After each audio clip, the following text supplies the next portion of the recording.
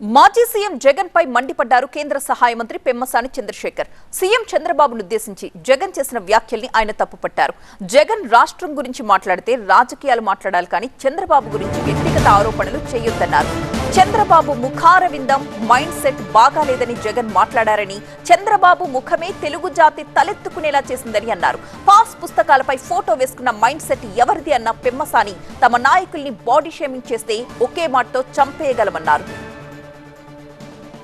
Mind set గురించి మాట్లాడారు అంటే మాకు మైండ్ సెట్ బాగాలేదని. నిన్నేమో చంద్రబాబు గారిని ముఖం గురించి మాట్లాడారు.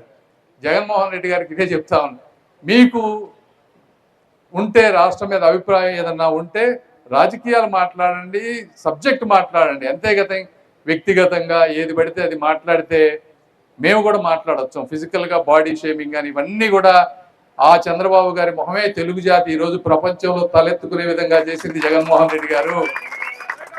మైండ్ సెట్ గురించి మీరు మాట్లాడతారు. ఎవరిది మైండ్ సెట్ ప్రాబ్లం అని నేను ముందే చెప్పా.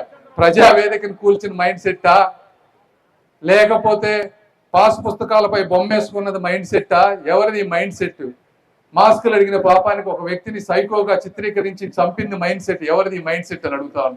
ఇట్లా 100 మాట్లాడగలం. కాబట్టి మీరు సబ్జెక్ట్ మాట్లాడండి, రాజకీయంగా వ్యతిరేకించండి, కానీ మా నాయకుల్ని కించపరిస్తే మేము కూడా నిన్ను బాడీ షేమింగ్ చేయాలంటే ఒకే ఒక్క మాటతో నిన్ను చంపేయగలను. కానీ నాకు సంస్కారం అడ్డుంది కాబట్టి నేను నిన్ను మాట్లాడనని చెప్పి తెలియజేసుకుంటూ